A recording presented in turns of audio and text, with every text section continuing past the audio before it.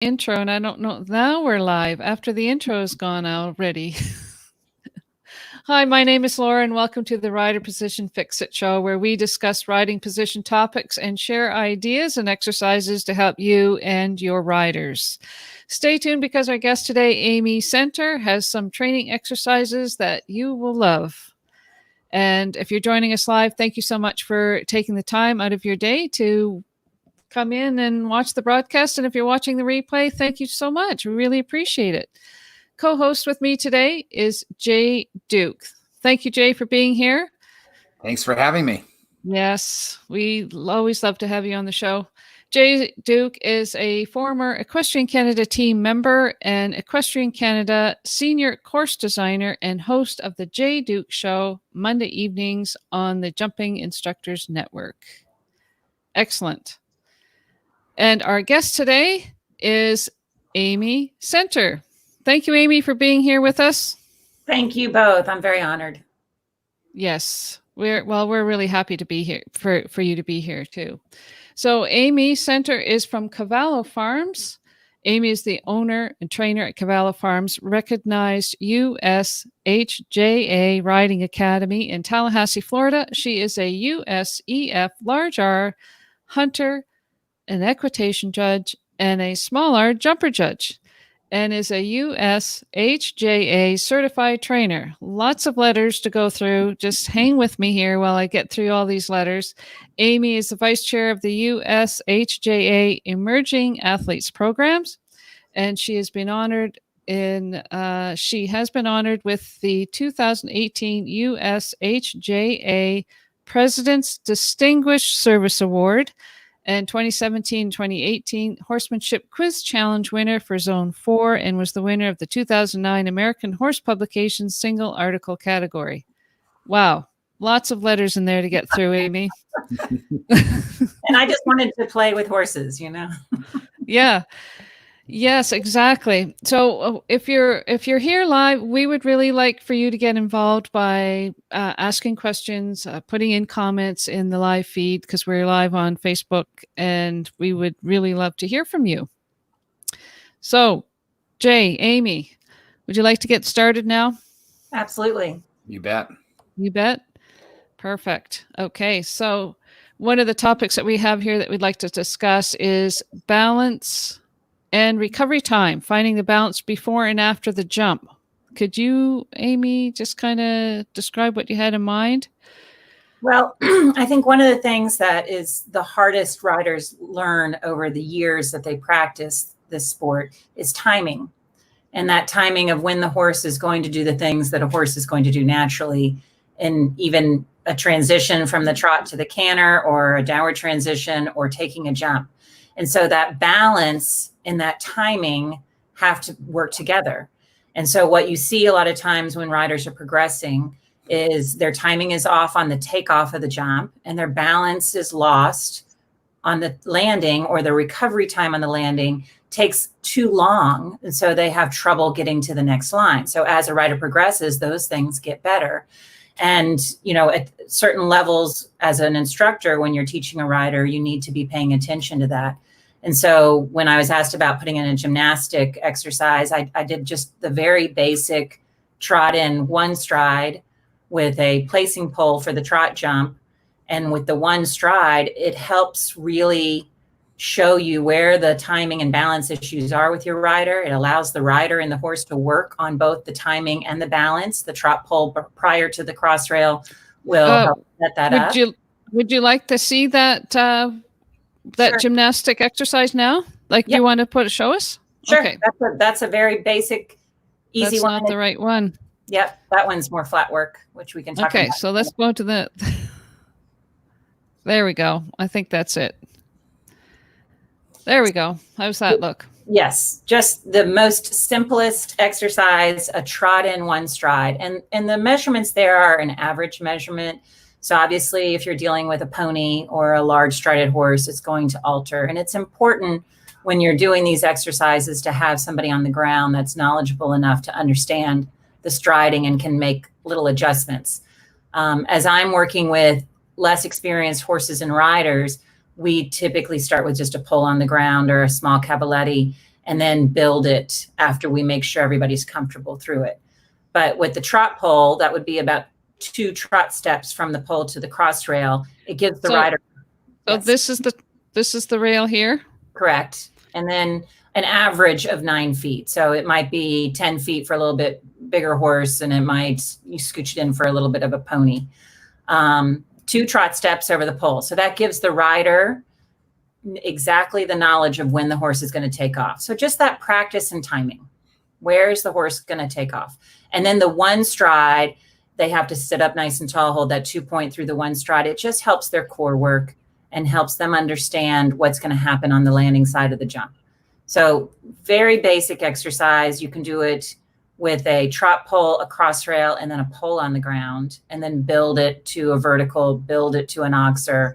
And you can see a myriad of things that you need to work on, both in the horse and the rider, through the very simple exercise. Excellent. So would be like one of your first ones. So my question is, you say if this first one's a pole and this one's a pole, do you adjust this distance here and there? So for the 18 feet is going to be about right. I might pull the pole in a little bit if it's just a pole, especially the first time through. Yeah. Typically when you're coming in, it's a little quieter the first time, and the horse builds a little more confidence and length of strides as they go along. Another thing about trotting into a line, any line, is it's easier to do the numbers when they're trotting in. So when you have a young horse that's, maybe you started with the ads and you're cantering in, trotting into the line will help you get those numbers a little easier without feeling like you're trying to run down that line, as y'all know. So it can be a very easy setting, and then just roll it out as you're building that vertical and oxer. I have a question for you, Amy. Sure. You mentioned several great points there already, so I probably have about 20 questions that we can exactly. to start with. When you mentioned they're staying in the 2 point in the gymnastic, one of the things I see a lot is riders inside the gymnastic wanting to sit down. So they'll jump the jump and then they'll kind of drop back, and then they'll jump the next jump and drop back. That seems to be a very, very common position. I don't know whether you want to call that a mistake or a good thing or whatever it is, but I do find it creates more body motion and more body movement, which is a negative. How do you help riders to deal with that as far as an exercise of not dropping back in front of the jump? Well, I think depending on the level, I think at a more beginner level, it's a lack of strength and core strength.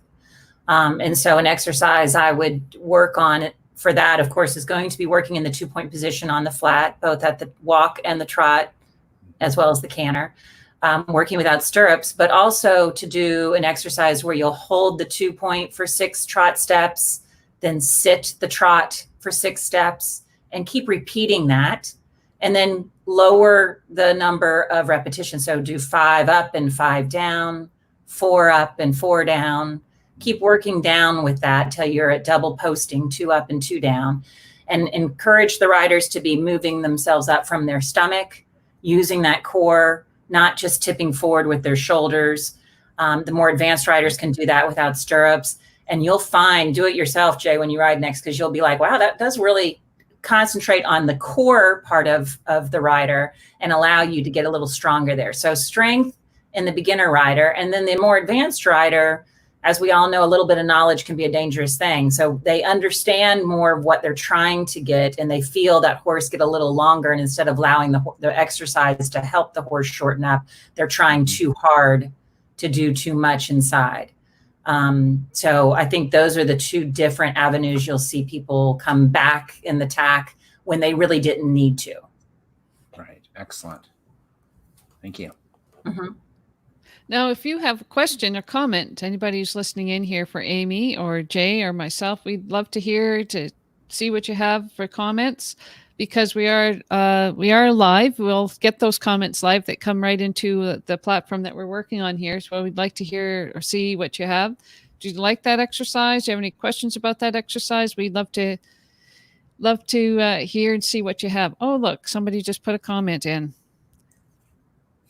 Allison, thank you very much, Allison, for putting a comment in there. I love the up, up, down exercise for I'm guessing students. I like the up, up, down exercise. That's one of my favorite too. It's great. And riders. it can for any level, because you can do it for the big kids and torture them without stirrups and have them put their reins into their outside hand and their inside hand on their hip or behind their back or something. So you can torture the heck out of them. Or you can make it kind of simple. And another interesting thing about that exercise is it helps the rider start to understand the step of the horse.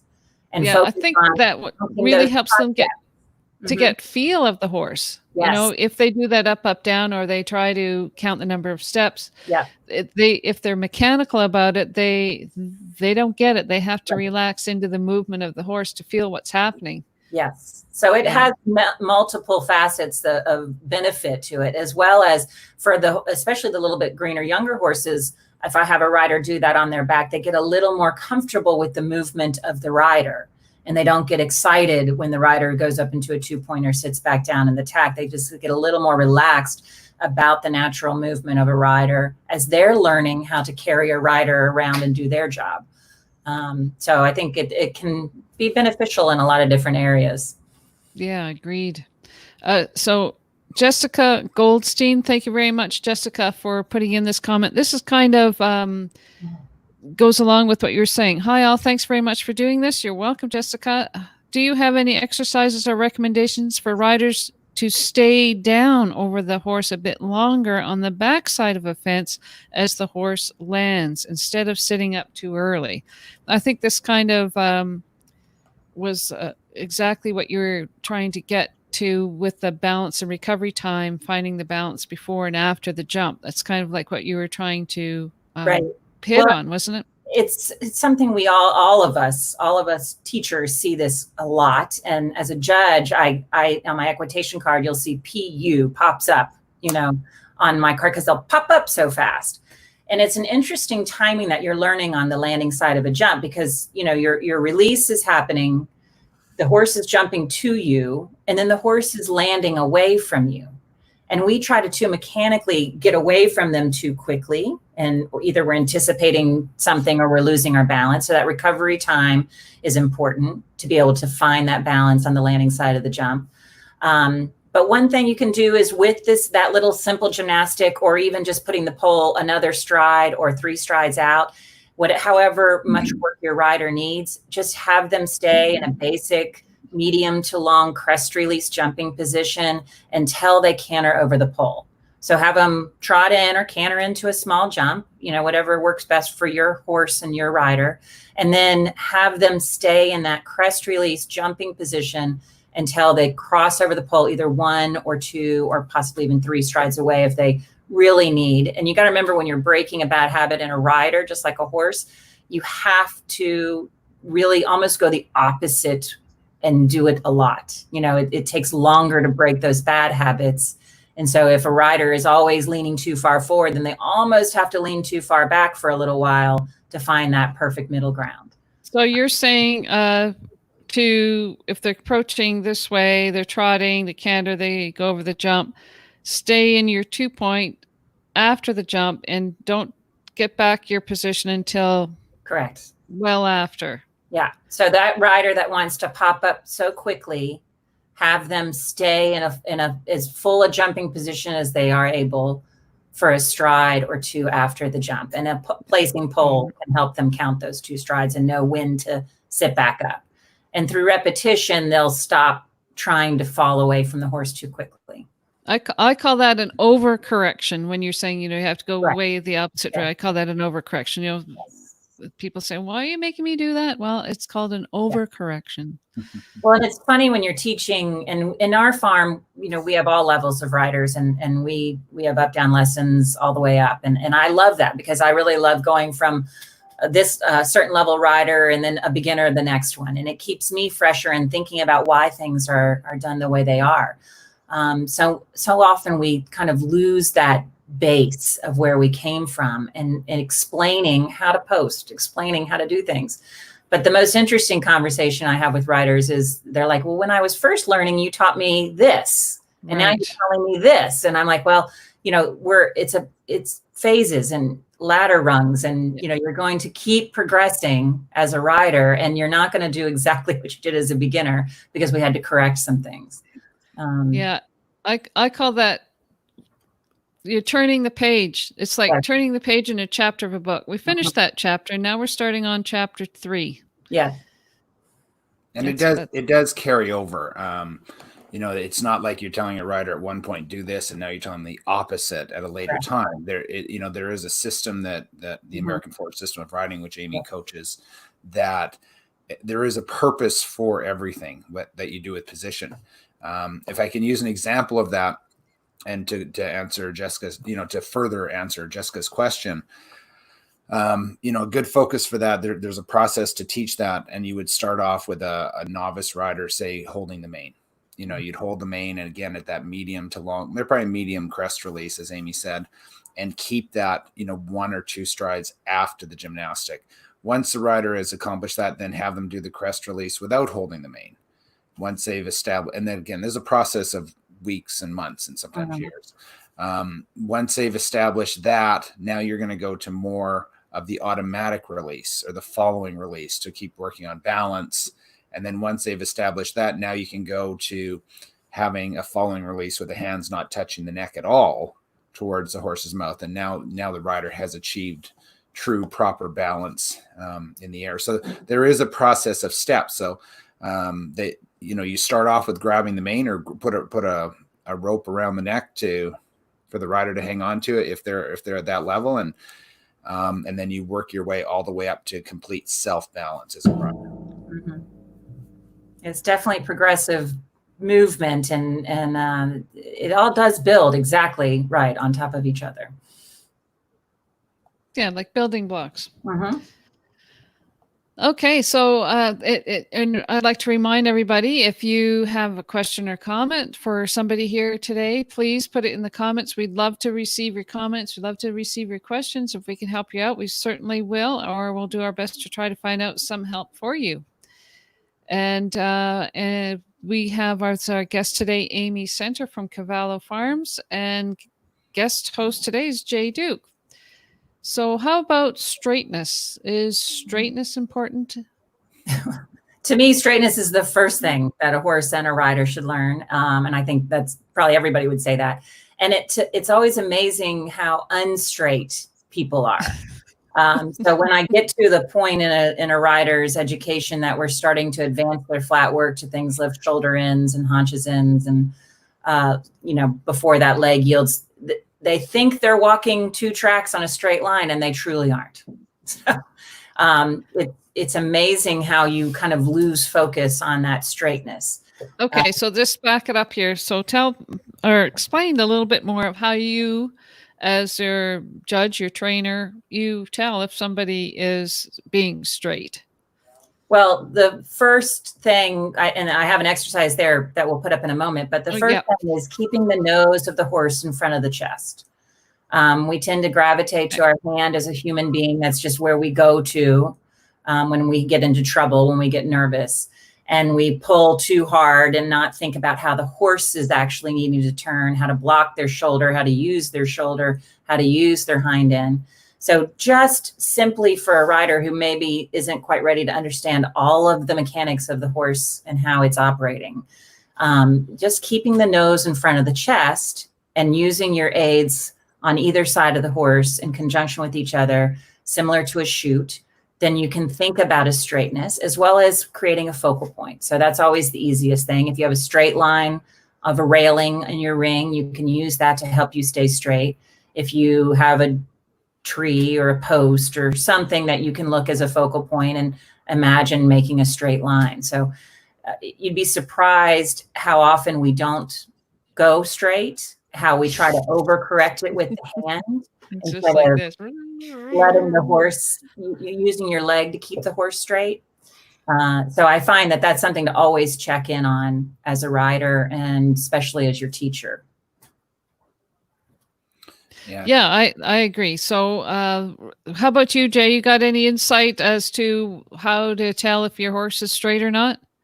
Well, this is something that we work on every day with every horse and every rider. There's, you can never be too straight.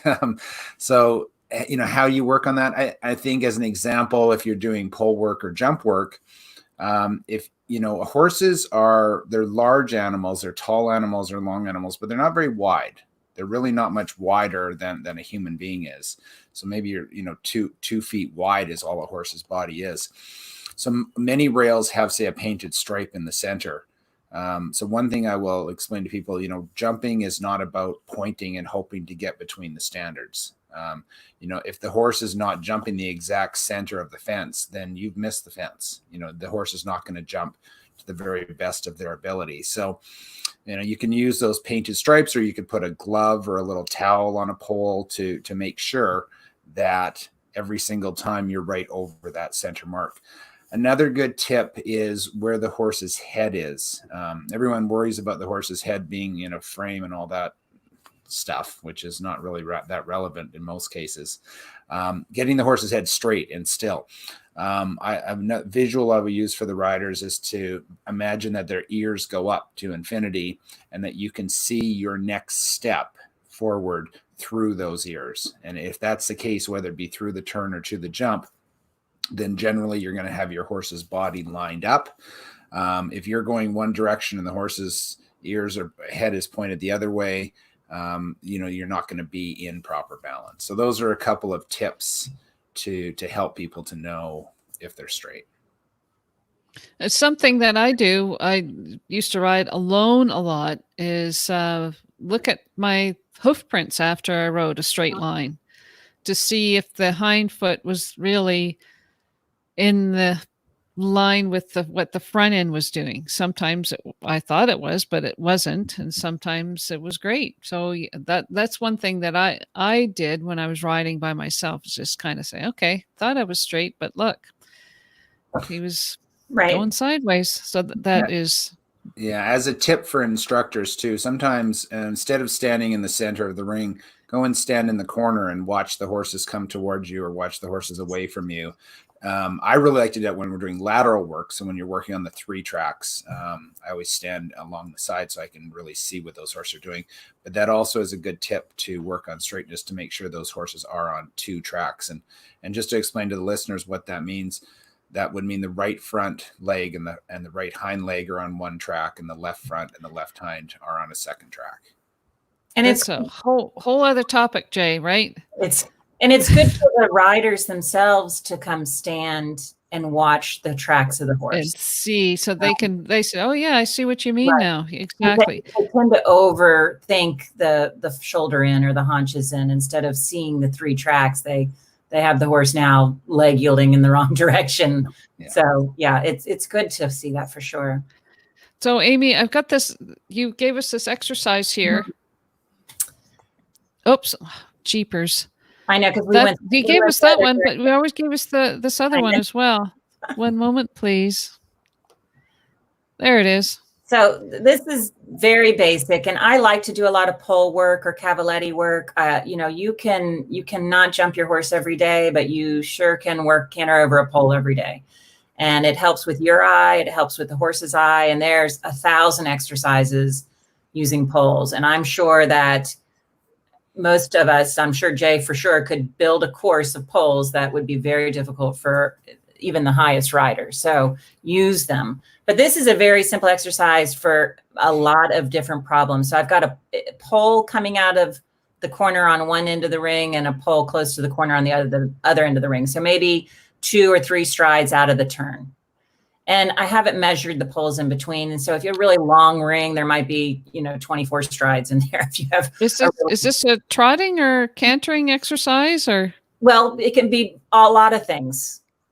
Okay. So we'll start with the walk, and then I have 2 poles in the middle. That's a chute. And so this is going to work on your straightness between 2 objects. And then we're also going to work on control and precision as well. So the first thing I'll do with that is just have them walk from over one pole through the chute and over the other pole. And then we're going to walk over the first pole and halt at the chute, inside the chute, and then walk out over the second pole. Then we're going to trot the pole and halt at the chute, or walk at the chute and trot out. Then we might walk over the pole and then start the trot at the chute. Then we're going to work on the canter. We might trot the first pole and pick up the canter at the chute and canter out over the pole. And that's a great one for the straightness, as well as picking up a lead on the straight line. And a lot of people really rely on that corner or that turn to get the lead. So this makes you think about how to balance the horse without shifting them so far off their track. And then we might canter the first pole and trot at the chute and trot out over the second pole. If you're more advanced, you might canter the first pole, halt in the chute, canter out over the next pole. So you can work on keeping your horse straight, as well as working on control of aids and what you're asking them to do and when you're asking them to do it, and knowing how to plan for that. So if I know that a halt is coming up after a jump, I understand how to plan for that ahead of time without losing the energy I need for the jump and still get a nice halt.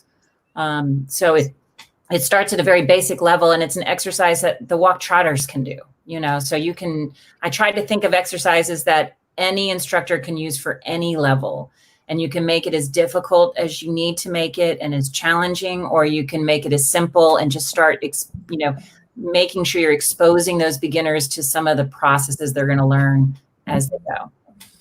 Yeah, I see about 20 lessons here as you're talking. Yes. This is a really, this looks so straightforward and simple, and it's great. You can do this with first-time riders at the walk. You can do this with McLean and USEF riders and Grand Prix riders as well. If you want to make it harder, just bring those poles close together. Oftentimes I'll put those poles literally 18 inches apart, and they'll have to canter through them. Yes. And so you can do that. And it's really hard to keep those horses straight, especially if you start to get those jumps up to, meter 15, meter 20, 25. To keep that sort of straightness is very, very difficult.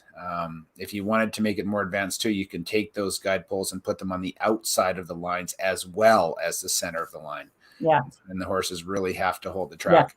Yeah. We did an exercise like this as a serpentine in the outdoor where we had lots of room. So there was guide poles in the takeoff and landing. Well, of course, we use markers, not poles, for safety. But right. In the takeoff and landing of 6 jumps on a serpentine, that was hard. That was really, really hard. So this is for those of you that are looking for exercises to do, mark this one down because there's so much you can do. It's excellent. Well, and when you talk, thank you. And when you talk about straightness, it's so, we don't, and I say the royal we as riders, we don't always realize that we're not straight. And one tip that I'm sure most of you instructors out there are very aware of, but that diagonal line when you're, especially when you get to the short stirrup stage, so they understand now how to go around a course, and now they're building on how to go straight around a course, is having them look for that second jump of the diagonal line as it appears through the standards of the first jump. Because boy, if they just stare at that first jump, they're going to be so off kilter and not hit the target of being straight down that diagonal line. The outside lines on your rings typically are a little easier because they follow the fence line and the kids can understand that. But that diagonal line, walking with them and showing them as they're approaching the turn to see that second jump of the line start to appear between the standards is a great little trick just to help them understand how to be straight down a diagonal line. Excellent. Yes. So this exercise here, I was on the same page as you with respect to the 2 poles in the middle with the chute.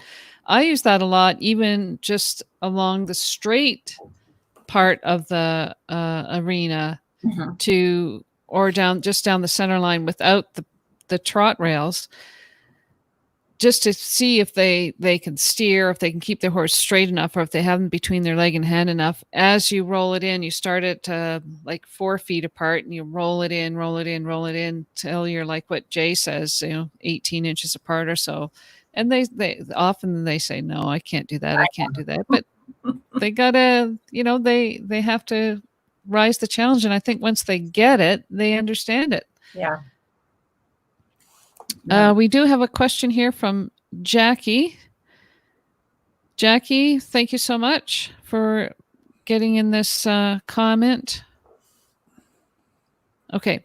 Do you have any tips to get riders with stiff hips, pelvis, lower back softened so they can sit better and rotate their pelvis correctly so they can move better with the horse and use their seat weight more correctly?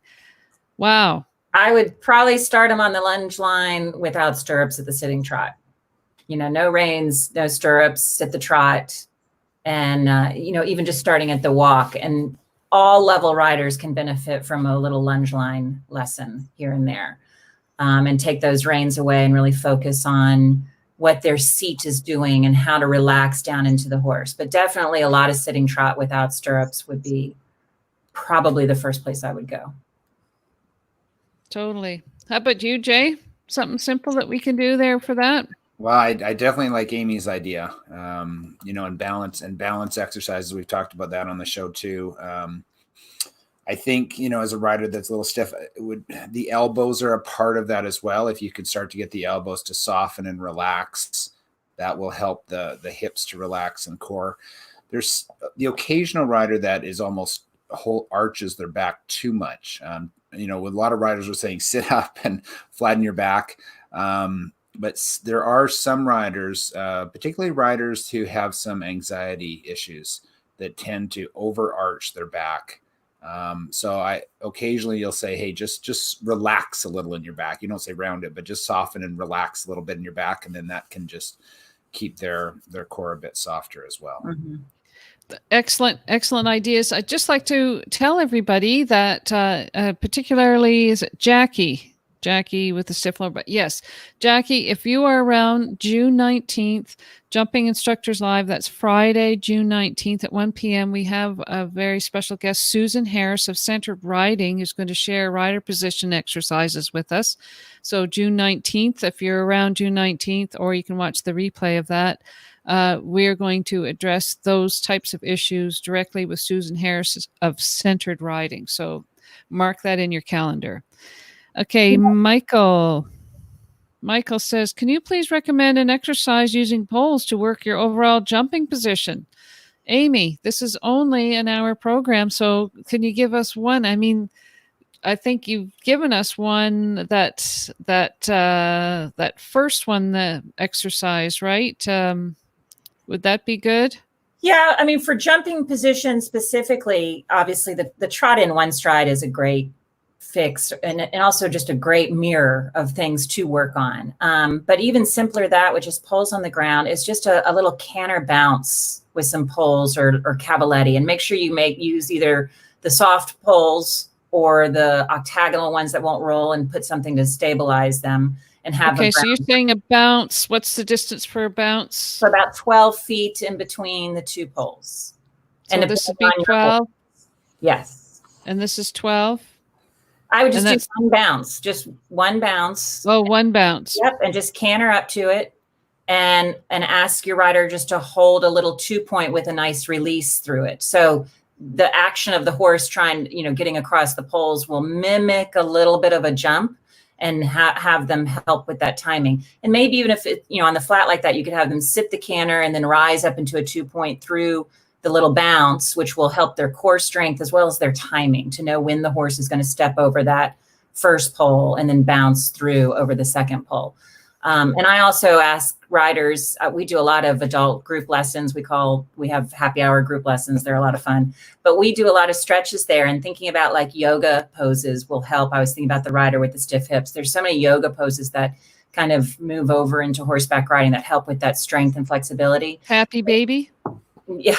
Yes. That. And yeah. I mean, the one, I can't remember what it's called, but where it's like a squat, but it's hard, but it mimics the way you are in the saddle. Right. But just holding a 2-point at the walk while your horse is warming up, and then sliding the hands forward into a crest release jumping position, and closing your hip angle as if you're going over a nice 3-foot oxer, holding that, and then sliding your hands back. And you should almost think about like a bungee cord from your belly button to your hands, so that your bottom is going back as your hands are going forward. That'll keep your hips over your heel. So if you take the time to focus on that at the walk while your horse is warming up, it's muscle memory.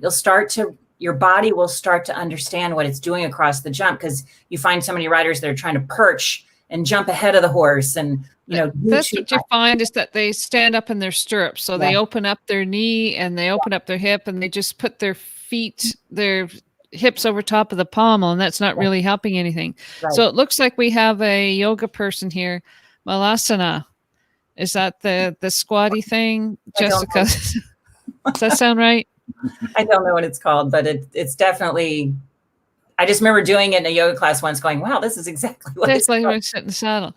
Okay, Christine wants to know, is there a way to get this video emailed? I'm having audio issues. You can watch the replay on Jumping Instructors. As soon as we're done here, we'll have the replay up and you can watch it whenever you'd like. It's on Jumping Instructors on Facebook. It's Jumping Instructors Network. I just want to go back to Michael's question because Amy mentioned something twice there that's of vital importance for your practice work. And that is with the pole work is to practice the release. The release. Yeah. When riders go to poles, they don't release. They just, because the horses don't typically jump the pole. Then you're not practicing jumping if you're not practicing the release. And 99.9% of riders don't release at a pole. They just sit there. So then they're not actually practicing the movement and motion of the body there. So then you're actually just wasting your time by doing poles by doing that. So very important. Pole is, 2 inches high. To me, and, always practicing, every pole is 1.40 meters, every single one.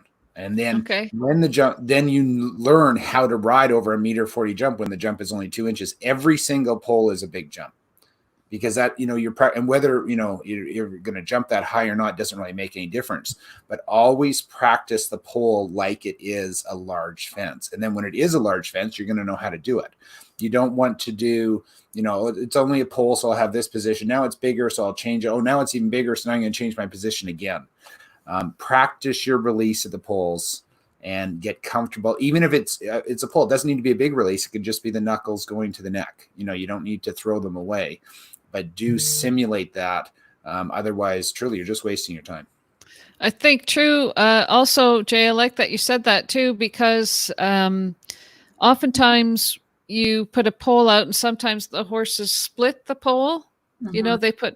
And I'm thinking, you didn't ride that properly. Correct. Well, it's easier when it's a jump. Yeah, well, think that it's a jump so that you place yourself properly at that pole. Mm-hmm. Yes, absolutely. I would do on average, if you're cantering around the ring, you should be cantering over poles. Practice. It's not any more strain on the horse. Yeah. And every time you go over a pole, you're practicing your position, you're practicing your eye. If you can find a distance to a pole, you can find a distance to 1.65 meters jump. Believe me, pole's the hardest one to find by far. By far. Yes.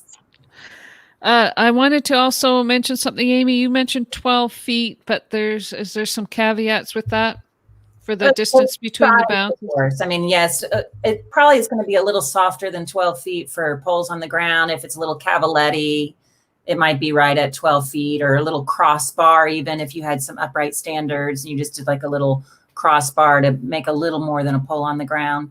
If it's a pole on the ground, I might be a little softer, 11 feet, 11 and a half. If it's a pony, I'm going to be obviously a lot shorter. If it's a large horse, the 12 feet will be just fine. Perfect. Okay, so Katie McLennan. Thank you, Katie. Thank you, Katie, very much for Katie McKinnon. Katie, thank you so much for giving us this question. Any tips or exercises solidify lower leg over a fence, particularly keeping it at the girth instead of swinging back? Yeah, that the best 2 exercises are going to be working without stirrups and a 2-point position on the flat. Those are going to be the best stabilizing exercises. I do find it helps if you talk to your riders about putting a little more of their weight on the inside of the foot instead of the outside of the foot, because it cocks the ankle just enough to allow the tendons to lengthen and allow more flexibility into the heel so that your knee and your ankle are working as shock absorbers as they should. And then that will help the leg from swinging. But truly, no stirrups and a 2-point are just the ideal way to do it. Never tie your students' stirrups to the girth. It's a real safety issue. Yeah. 2-point position. I think you could live in 2-point position and be okay with it. Yeah. And develop your leg over that. And if that gets too easy, then 2-point over some of those poles on the ground, or 2-point through the transition straightness exercise. Well, and back to the exercise where we were holding the up position of the post for 6 beats and down for 6, and then changing that number. You know, there are several different seats, from the full seat, the light seat, and half seat, and the 2-point. And changing through those seats on the flat is a good exercise for that lower leg, and not just holding a full upright 2-point. When you are in that full 2-point, try to be as vertical as possible with your upper body, so that you're really thinking about how the weight is sinking down into your knee and your ankle and down into your heel, instead of tipping too far forward like we would on the approach to the jump, as we are slightly ahead of our hips. Okay. So just as a flat exercise, trying to pull your upper body back, you'll find you'll use a different set of muscles, and the balance will be harder. So if you can get your balance going and your legs still, and when it's the hardest situation, as you're approaching a jump, it'll be easier. So, you know, you always want to practice what's going to be the hardest thing. So at the horse show, it's the easiest thing. Exactly. Okay, so we have Stacy says, this is very informative. Thank you for doing this. Thank you, Stacy, for taking the time. Awesome. Okay, so that's great. Gymnastics.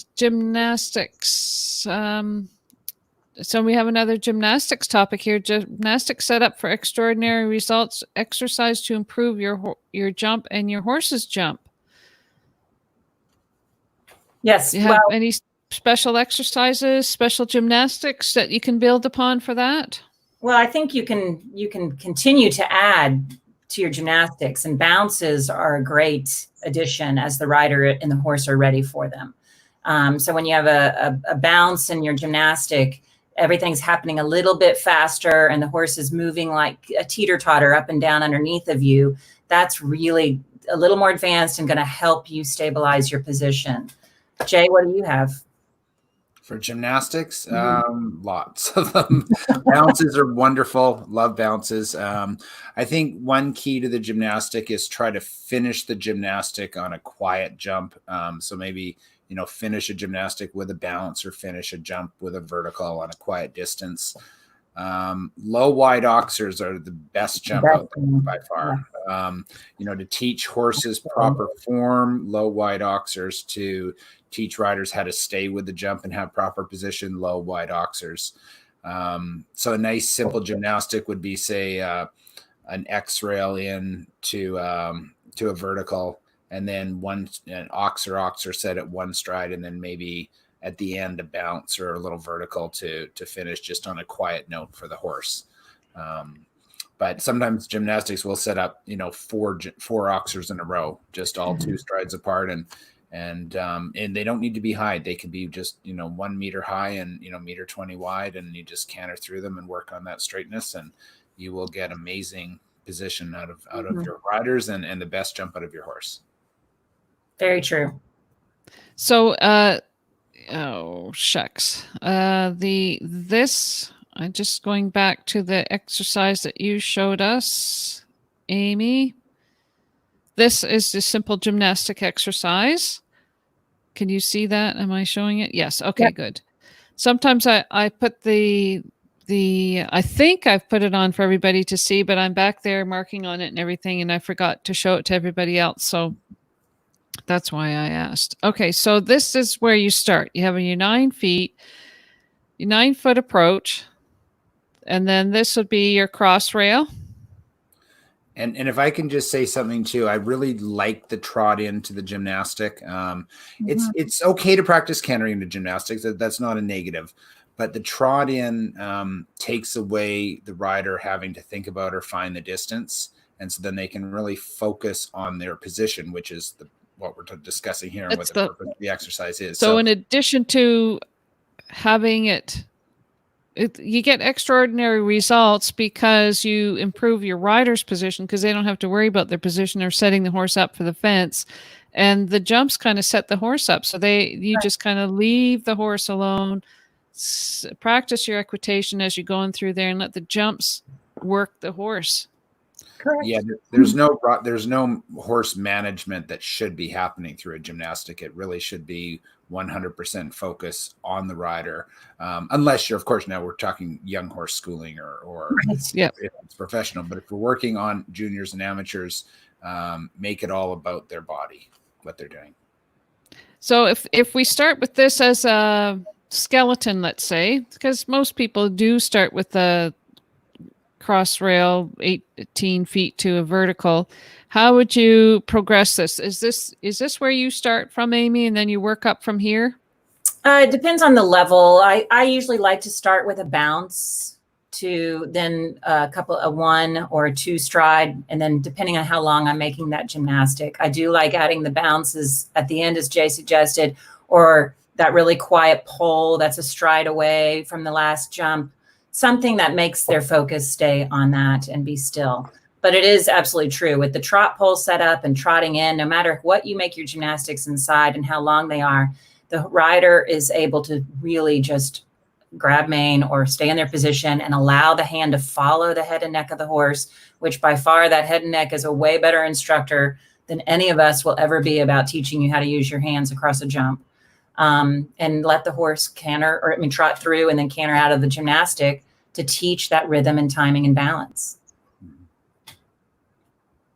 Excellent. That's perfect. Okay. So what about the placing pole? Well, that's just that trot pole coming into the gymnastics. And I think when we talked about doing the show, some of the topics that were thrown around were, people's difficulty with trotting a jump on course, and with the derbies and the handy classes and the popularity of them, as well as it being used in medal courses and equitation courses as well. It is something you have to practice. And when the horse starts going and cantering and they're building up their speed and their length of stride is getting more, and they've got all this impulsion going forward, it's hard. It's a hard test to bring in a trot jump. And so many of us panic about it. So when you're learning how to trot a jump, a placement pole, a trot pole for a trot jump is an excellent way to help teach you and the horse where to put their feet, and how to get there. Another trick is 1, being patient and not rushing it. And 2, just look at the very top of that trot pole as you're trotting up to it and think about your trotting. Don't worry about the jump as much. I know when we're teaching riders as beginners, we're always having them look up at the treetops and look up past the jumps, and that's an excellent way to start. But as you learn to trot jumps, you'll slow yourself down if you just look at the top pole and wait for that trot jump to come to you. Yeah, and if I'm going to chip in here on the placement pole on another topic with it, one of my things that really bothers me at the horse shows that I see in this from a safety perspective is the placement pole used as a canter placement. And it is an excellent exercise for the right rider to have that canter placement pole, set at 8, 9, 10 feet, somewhere in there. And honestly, I do it all the time in schooling, but so many times I see that being used at the horse shows with novice riders, and it puts the horses in a very dangerous position, because if you miss to that pole, now the horse doesn't have any time to recover, to jump properly. So I really recommend placement poles no closer than 2 strides. 3 or more, I think, is best for novice riders. If it's a professional rider, for sure, pop that pole in, but Richard Keller would put it at 7 feet. I mean, you didn't miss. You couldn't miss. There's a rule about how close you can have it too. Well, yes, but at home. But at the horse shows, I truly think there should be a rule that in junior and amateur classes in the warm-up ring, there should not be a canter placement pole for the takeoff, because I think it's very dangerous, and I really do not recommend it. Yeah, when it doesn't work out, it doesn't work out bad. Yeah. I don't disagree with you at all. And if I ever use for cantering at the horse shows, it's 3 or 4 strides away for working on the rider's eye, or for the kids learning how to count strides, it'll be after the jump, like 5 strides away. And then it's always a pain, because then I have to go grab my pole and bring it back in so I don't piss off the other trainers. But it's so worth it, because they can canter the jump and then count their 5 strides and kind of understand how fast or slow they need to go to make that happen. But yeah, cantering a bounce pole at a show is not a good idea. And I'll just quickly say, one of my favorite show exercises for when the kids are having trouble with rhythm and pace is setting a 5 is ideal if your warm up ring is that big. I find generally a 3 to a 3 is about how much room you can get, and then that really helps them to find their canter for the show ring. So I think that's an excellent warm up exercise. Yeah. We all are pretty doing the same thing. You know what I mean? That's the wonderful thing about it. And I always tell other trainers and especially young ones coming up, to watch, because we're all trying to say the same thing, and we might be saying it slightly different, using slightly nuanced exercises, and then steal those exercises. I mean, I didn't make up any of the stuff I'm telling you. I mean, it's all stuff exactly from watching in the schooling area and riding with some of the most amazing trainers and listening to people. So steal it, use it. Well, and there is a caveat to that. All the good coaches are all doing the same thing. Okay, yes, you're right. When you're watching and stealing exercises, be particular about who you're doing that from. You are correct. I tend to be an optimist. Amy, would you like to share some information about the Emerging Athletes Program with us? Yes. So for those who aren't familiar, the United States Hunter Jumper Association has several educational formats, and one of them is the Emerging Athletes Program, and it is the start on the pipeline for our athletes. It's not competition based as some of the other programs are, but it is the original one that encompasses both horsemanship and riding in a clinic with some top professionals in our industry. And so the kids are responsible for their own horses during the clinic, during the summer times. And they do all the work in the barn. They rotate through groups, both riding in the saddle, jump crewing, and listening to the instructor, and then stable management sessions back in the barn. And so, we're really focused on trying to maintain the forward system of riding and the correct education, the correct terminology, the correct direction. Everybody can, again, put their little nuances on things to make it their own, but there is a path that is correct. And we want to keep that going forward in our education system in America, for sure, and as well as anywhere else. But we've developed a new program called the Mini Eap that just launched, and you can find that at the USHJA website, and that's ushja.org, and look under Emerging Athletes Program. I believe it's under the Education tab. And then look for Mini Eap. And what that is it's an EAP regional training session clinic in a box. And it's for you to purchase and take home. And then the USHA will support you. And then you run the clinic at your home, at your barn. And you can do it in one day. You can do it over multiple days. You can do it for your cross rail riders. You can do it for your big X kids or your, junior jumper riders. You can make it fit your format.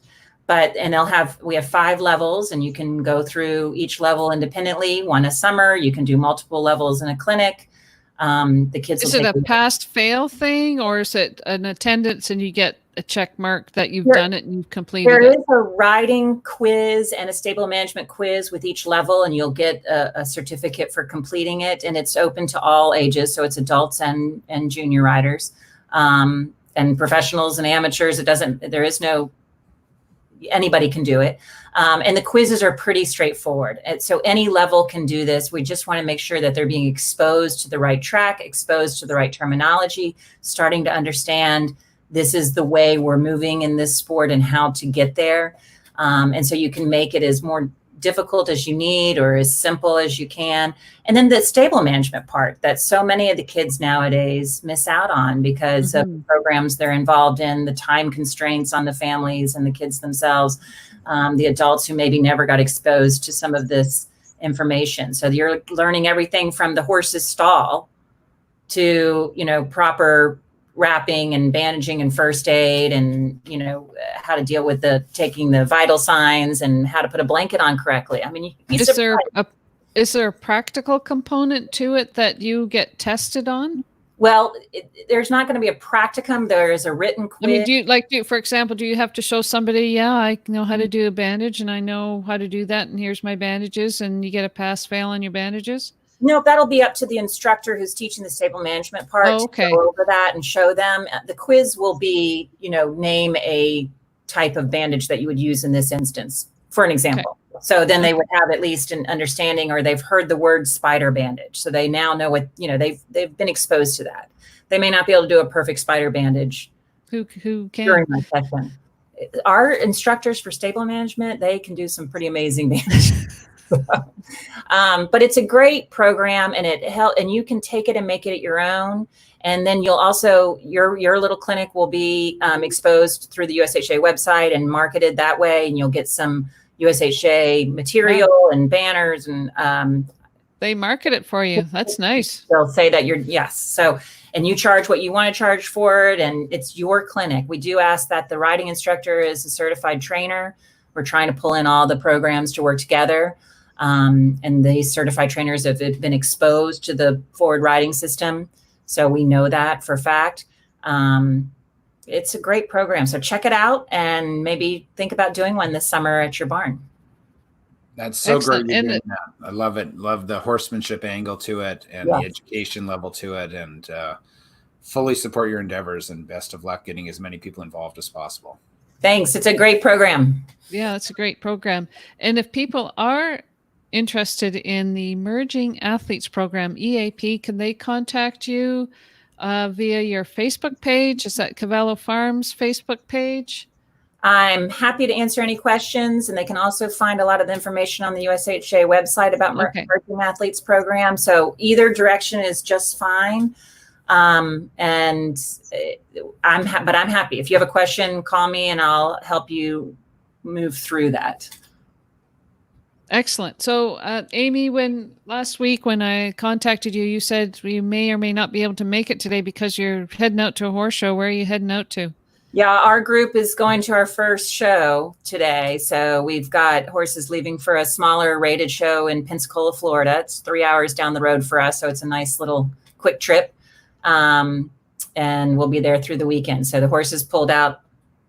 Actually, they're about pulling out right now. So our riders are super excited. And I bet. Yeah, we've been doing some Judge My Rides at the barn in this time of no horse showing, which has been fabulously received. And I'm always amazed at people who don't, they don't understand what the judging process is. And it gives them a little peek behind the curtain to understand what those scores might mean and how to better improve those scores and what the judges are really looking for.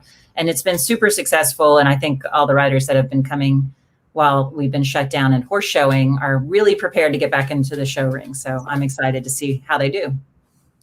Yeah. So you're away this weekend. Do you have a full summer on your schedule? We're not going to do major travel this summer. We've got a few shows on our schedule, and we'll throw in, we do some fun camps every summer, even though we didn't get an advanced camp put together. But usually we'll do an advanced camp during the summer where we introduce our riders, and these are our higher level junior riders, to different disciplines.